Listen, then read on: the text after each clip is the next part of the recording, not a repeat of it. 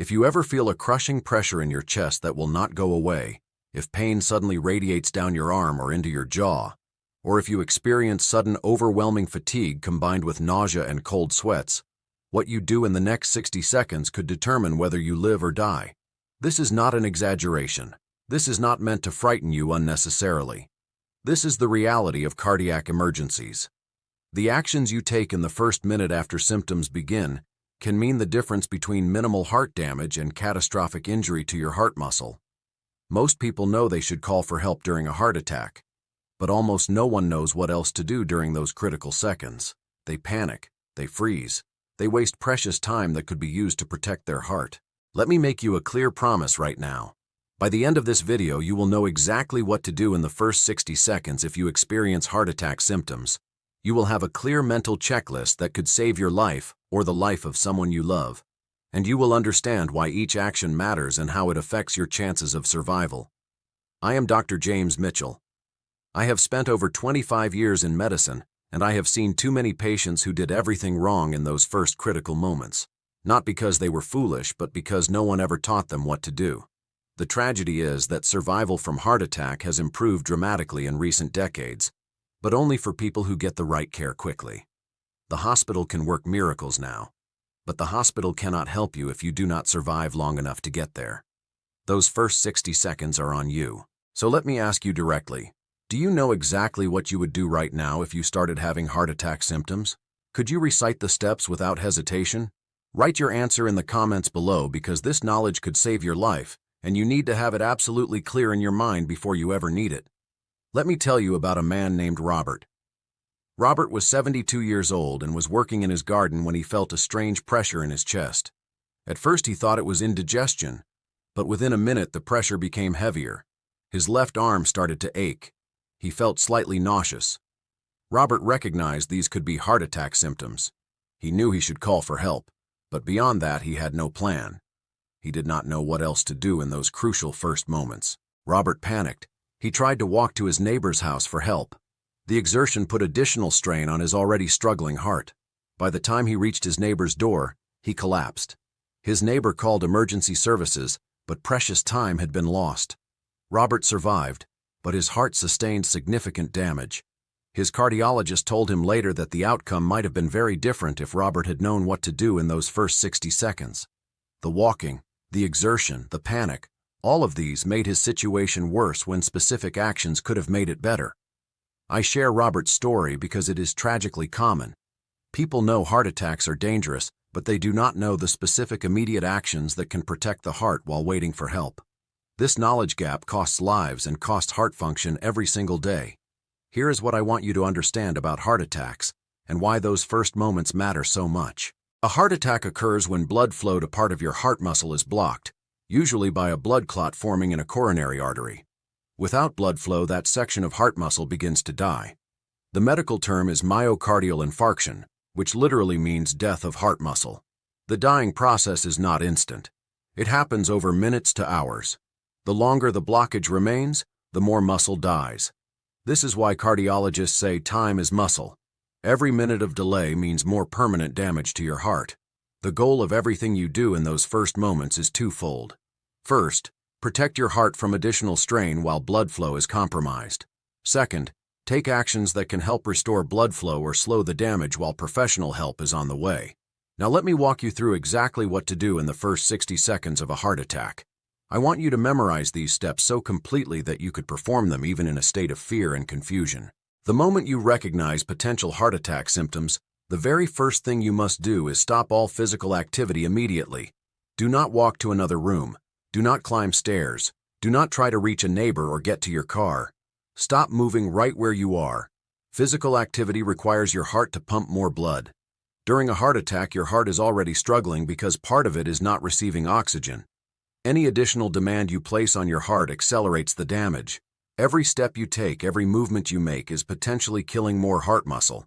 This is counterintuitive because our instinct when we are in trouble is to move, to get help, to do something active. But the most protective thing you can do for your heart in this moment is to stop moving and minimize cardiac workload. Sit down or lie down immediately wherever you are. If you are standing when symptoms begin, Lower yourself to the ground carefully to prevent falling if you lose consciousness.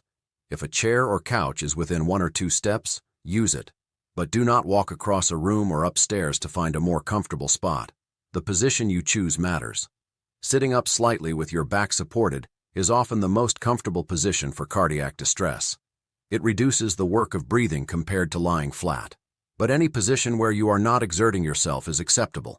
Now comes the next critical action. You must call for emergency help. In most countries, this means calling your emergency number, which is 911 in the United States. This call should happen within the first 30 seconds of recognizing symptoms. If you are alone, call emergency services yourself before doing anything else beyond stopping activity and sitting down. Keep your phone with you always. Many people die from heart attacks while their phone sits in another room. Having your phone within reach at all times is a basic life-saving practice for anyone over 60. If someone is with you, have them call emergency services while you focus on staying calm and still. They can provide information to the dispatcher while you conserve your energy. When you call, state clearly that you believe you are having a heart attack. Describe your symptoms. Give your location precisely, including your address and any specific instructions that will help paramedics find you quickly. Do not hang up. The dispatcher may provide instructions. They can also keep the line open to monitor your condition and update the responding team about any changes. Now here's the action that many people miss entirely, and it could be the most important thing you do in those first 60 seconds. If you have aspirin available, chew and swallow it immediately. Not after calling 911, not when the paramedics arrive. Immediately as part of your first 60-second response. Aspirin is a blood thinner. It works by preventing platelets from clumping together and making blood clots worse. During a heart attack, a blood clot is blocking your coronary artery. Aspirin cannot dissolve that clot, but it can help prevent it from growing larger. It can help prevent additional clots from forming. It can make the blood that does flow past the blockage flow more easily. Studies consistently show that aspirin taken early during a heart attack improves survival and reduces heart damage. The American Heart Association recommends it as immediate therapy for suspected heart attacks. Paramedics will give you aspirin when they arrive, but every minute earlier that aspirin gets into your system matters. The standard recommendation is to chew and swallow 1 regular aspirin, which is 325 milligrams. If you only have baby aspirin, which is 81 milligrams each, chew and swallow 4 of them. Chewing is important. It gets the aspirin into your bloodstream much faster than swallowing a whole tablet. During a heart attack, you do not have time to wait for slow absorption. Chew the aspirin thoroughly, even though it tastes unpleasant.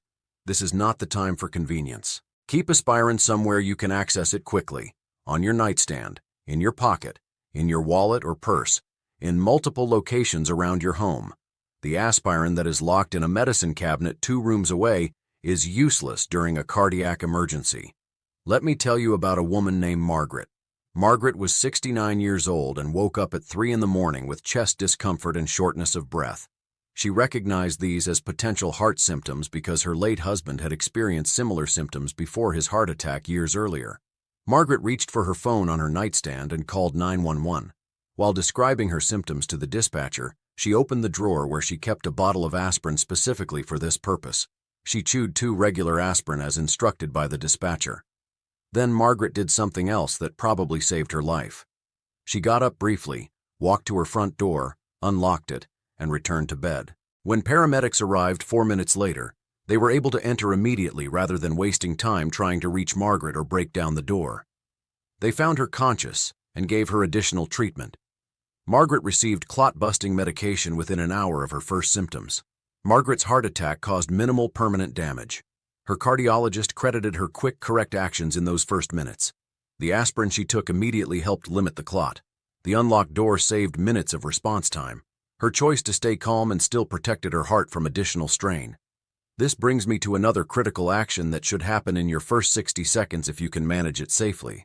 Unlock your door so emergency responders can enter quickly. If you live alone and collapse or lose consciousness, paramedics may have difficulty entering your home. Those lost minutes can be fatal.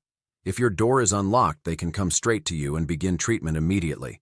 This means getting to your door and unlocking it, then returning to rest. Do this only if your door is very close. Do not walk across your house during a heart attack. If the door is more than a few steps away, skip this step and stay still. A locked door is less dangerous than exertion during a cardiac emergency. Some people keep a key in a lockbox outside their home specifically for emergencies. This is a wise precaution for anyone who lives alone, especially seniors with cardiac risk factors. Now let me tell you what not to do in those critical first 60 seconds, because avoiding harmful actions is just as important as taking helpful ones. Do not try to drive yourself to the hospital. This is one of the most dangerous things you can do during a heart attack. Driving requires focus and exertion that strain your compromised heart. If you lose consciousness behind the wheel, you could kill yourself and others. Emergency services can provide treatment during transport that a private vehicle cannot. I have seen patients who drove themselves to the emergency room, had cardiac arrest in the parking lot, and died because no one was there to provide immediate resuscitation. Emergency medical technicians can begin life-saving treatment the moment they reach you. That treatment continues throughout the ride to the hospital. You receive none of this if you drive yourself. Do not ignore symptoms hoping they will pass. The single biggest factor in heart attack survival is time to treatment. Every minute you spend hoping it is just indigestion, just heartburn, just anxiety, is a minute your heart muscle is dying. It is far better to call emergency services for something that turns out to be minor than to delay calling for something that is killing you. I have heard countless patients say they did not want to bother anyone, did not want to seem like they were overreacting, did not want to be embarrassed if it was nothing. These concerns cost lives. Paramedics would rather respond to a false alarm than arrive too late to help. Call for help immediately. Let the professionals determine if it is truly a heart attack. Do not take aspirin if you are allergic to it, if you have been told by a doctor never to take aspirin, or if you are actively bleeding or have a known bleeding disorder. For the vast majority of people, aspirin during a suspected heart attack is beneficial and safe, but those with specific contraindications should skip this step. Do not eat or drink anything other than the aspirin and a small sip of water to help swallow it if needed. You may need emergency procedures that require an empty stomach. Additionally, swallowing difficulty can occur during cardiac events, and you do not want to risk choking. Do not take other medications unless specifically instructed to by a healthcare provider or emergency dispatcher. Some people have nitroglycerin prescribed for heart conditions and may be instructed to use it.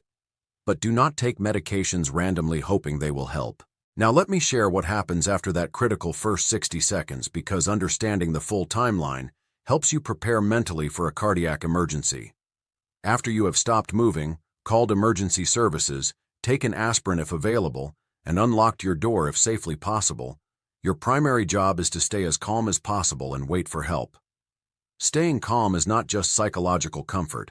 Panic and anxiety increase your heart rate and blood pressure. This puts additional strain on your already struggling heart. Every beat of elevated heart rate is potentially damaging more muscle. Focus on slow, deep breathing.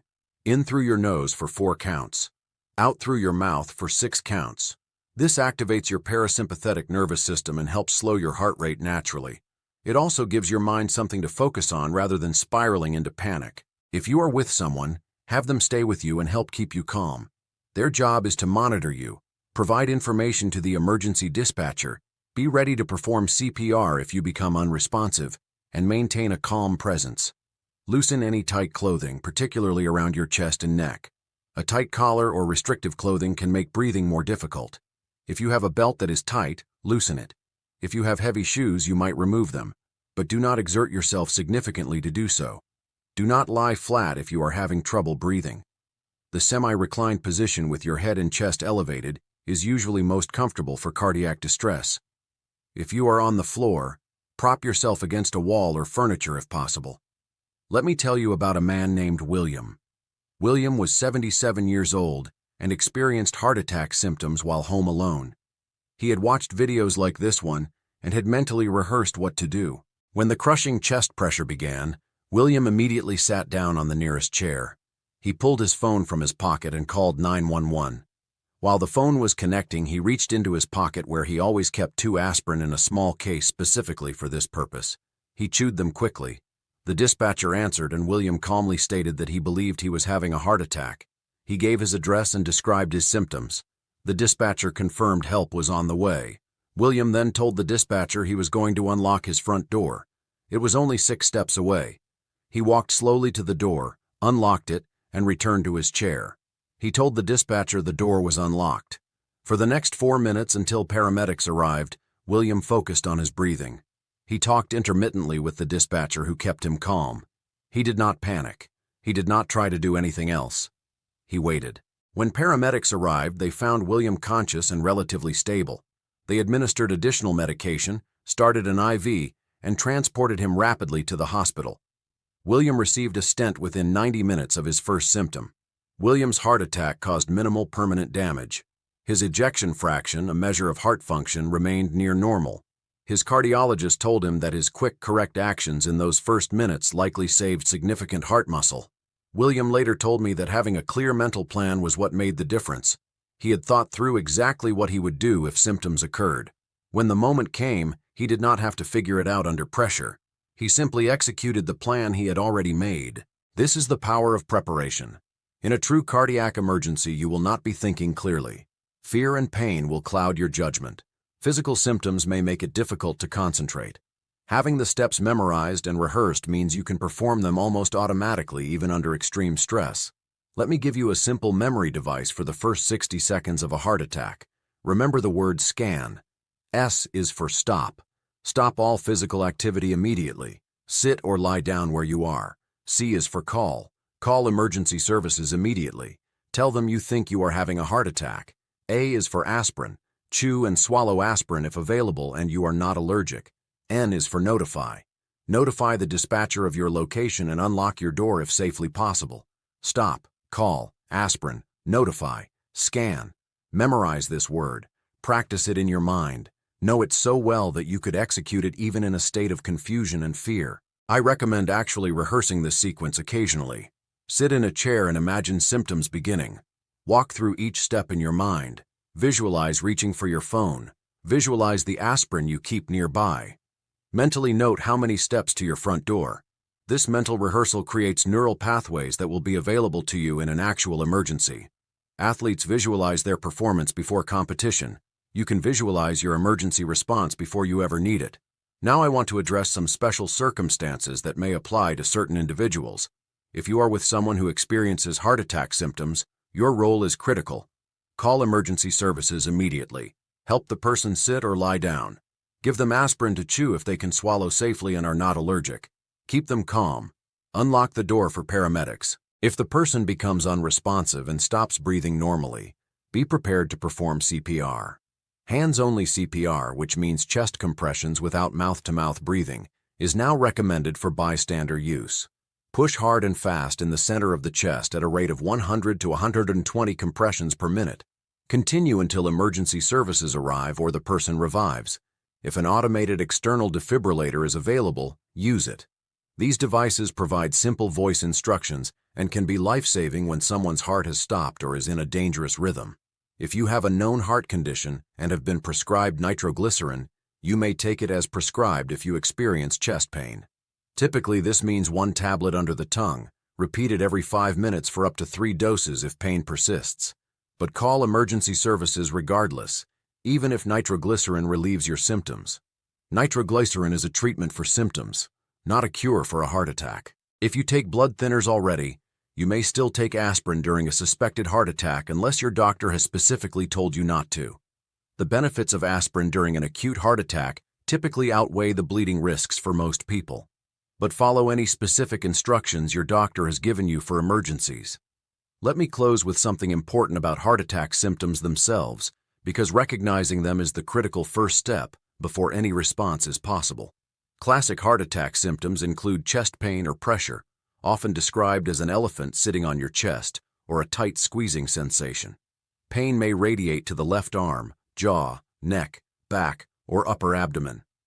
Shortness of breath is common. Cold sweats, nausea, lightheadedness, and overwhelming fatigue may occur. However, seniors, especially women, often experience less typical symptoms. They may have no chest pain at all. They may feel extreme fatigue, abdominal discomfort, dizziness, or just a general sense that something is very wrong. These atypical presentations delay recognition and cost lives. If you experience any combination of unusual symptoms that you cannot explain, particularly if they come on suddenly and severely, consider the possibility of a cardiac event. When in doubt, call for help. The cost of a false alarm is nothing compared to the cost of delayed treatment for an actual heart attack. Here is what I want you to remember from this video. The first 60 seconds of a heart attack are critical. What you do in those moments can determine whether you survive, how much heart muscle is saved, and what quality of life you will have afterward. Stop all activity immediately. Call emergency services. Chew aspirin if available and you can safely take it. Unlock your door if closed and safe to do so. Stay calm and wait for help. Remember scan. Stop. Call. Aspirin. Notify. Keep your phone and aspirin accessible at all times. Know exactly where they are so you can reach them without thinking. Mentally rehearse your response so you can perform it even under extreme stress. This knowledge is not just for you. Share it with your spouse, your family members, your friends. Everyone who loves you should know what to do if you experience cardiac symptoms, and you should know what to do if it happens to them. The difference between life and death during a heart attack often comes down to minutes. Sometimes it comes down to seconds. What you have learned in this video gives you the power to use those seconds wisely. If this information was valuable to you, please share it with everyone you care about. The more people who know these steps, the more lives can be saved. And if you want more guidance on protecting your heart and your health as you age, subscribe to this channel. I have much more to share with you about living a long, healthy, and independent life. Thank you for watching. This is Dr. James Mitchell. Remember scan, and may you never need to use it, but may you be ready if you do.